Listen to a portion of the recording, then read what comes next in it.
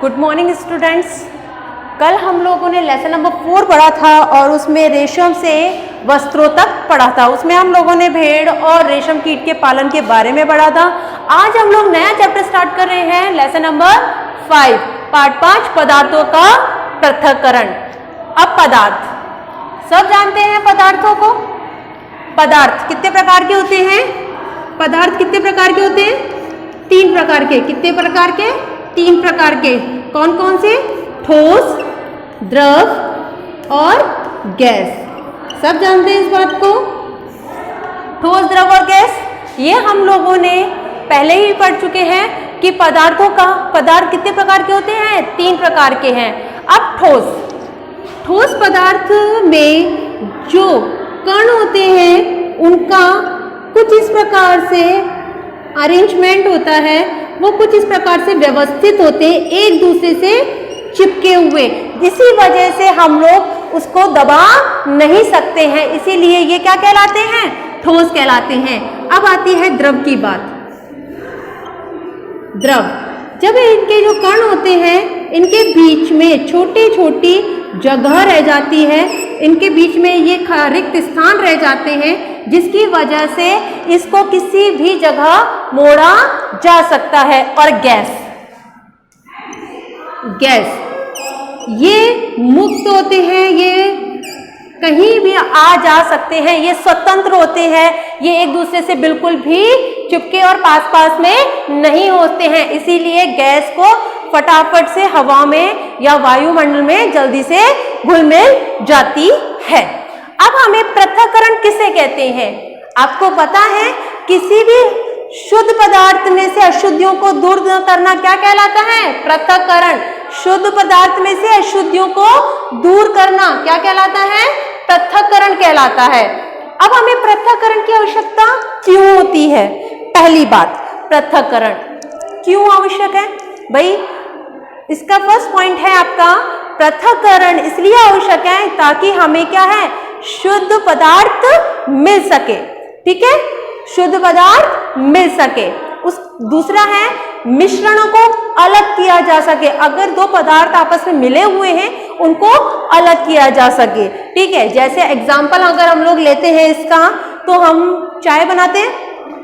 चाय बनाने में उसमें हम लोग दूध भी डालते हैं, चाय पत्ती भी डालते हैं, चीनी भी डालते हैं। चीनी घुल जाती है पर चाय पत्ती नहीं घुलती है।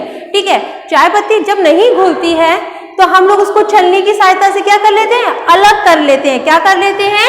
अलग कर लेते हैं। इसीलिए भी हमें पृथक्करण अति आवश्यक है। दूसरा है, हमारे पास में उच्च गुणवत्ता वाला पदार्थ मिलता है। तीसरा क्या है? हमें उच्च गुणवत्ता वाला पदार्थ मिलता है, इसलिए भी पृथक्करण की आवश्यकता हमें पड़ती है। ठीक है, और हम लोग क्या है, इसके गुणवत्ता के आधार पर हम लोग पदार्थों को अलग अलग कर सकते हैं, अलग अलग उसको वैरायटीज में हम लोग डाल सकते हैं, है ना।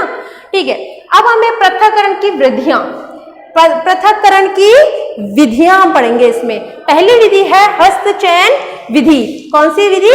हस्तचयन विधि। हस्तचयन विधि में क्या होता है? जैसे आपके पास में चावल है, चावल में कुछ छोटे मोटे कंकड़ आ जाते हैं। ठीक है, अब हम लोग उसको कैसे साफ करते हैं? हाथों से चुनकर। तो वो विधि क्या कहलाती है? हस्तचयन विधि। इसमें कम अशुद्धियों को हाथ से चुन कर अलग किया जा सकता है।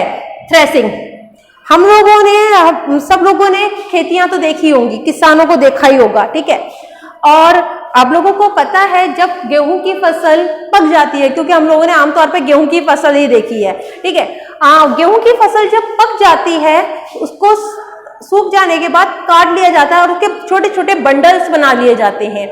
ठीक है, पुराने जमाने में क्या हुआ था? पहले क्या हुआ करते थे, तो इन बंडल को बांधकर किसी पत्थर पर जोर जोर से पीटते थे, जिसकी वजह से दाने उसमें से अलग होते चले जाते थे। अब क्या होता है? अब थ्रेसिंग के लिए थ्रेशर मशीन का यूज किया जाता है। अब उन बंडल्स को उस मशीन में अंदर डाला जाता है, तो एक तरफ चारा अलग हो जाता है और एक तरफ गेहूं अलग होता चला जाता है। इसलिए इस तरह से हम लोग पृथक्करण करते हैं। निष्पावन, ये तो सबने देखा होगा भाई, ये वाला तो सबने देखा होगा। निष्पावन क्या होता है?